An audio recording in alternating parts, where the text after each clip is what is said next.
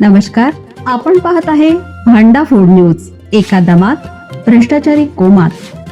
Social media, कर्जबाजारी, गुन्हेगारी, सट्टेबाजी, चोरी, मटका, जुगार, दारू, सावकारशाही, न्यायाच्या प्रतीक्षेत प्रशासन.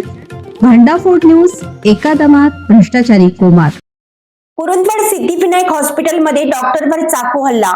कुरुंदवाड येथील सिद्धिविनायक हॉस्पिटलमधील डॉक्टरवर चाकू हल्ला केल्याची घटना घडली असून या प्रकरणी कुरुंदवाड पोलीस ठाण्यात गुन्हा दाखल करण्यात आला आहे.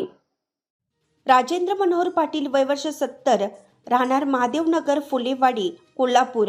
राजू दत्तात्रेय सरनाईक, राहणार फुलेवाडी, कोल्हापूर अशी त्यांची नावे आहेत.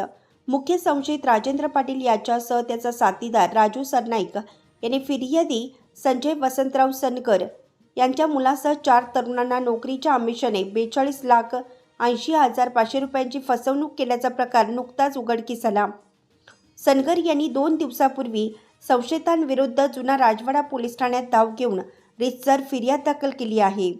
एप्रिल 2014 ते आज अखेर वेळोवेळी संशयित पाटील सरनाईक यांनी स्वतःच्या घरी नवीन वाशीनाका, फुलेवाडी, रिंग रोड या परिसरात पैसे उकळल्याचे फिर्यादीत म्हटलं आहे. संशयितांनी सनगर यांच्याकडून 10,60,000, एकनाथ ज्ञानू गडकर, राहणार सडोली, दुमाला यांच्याकडून 13,54,000, प्रकाश बडंकर यांच्याकडून 8,70,000 रुपये उकळल्याचे पोलीस निरीक्षक किरण लोंढे यांनी सांगितलं आहे.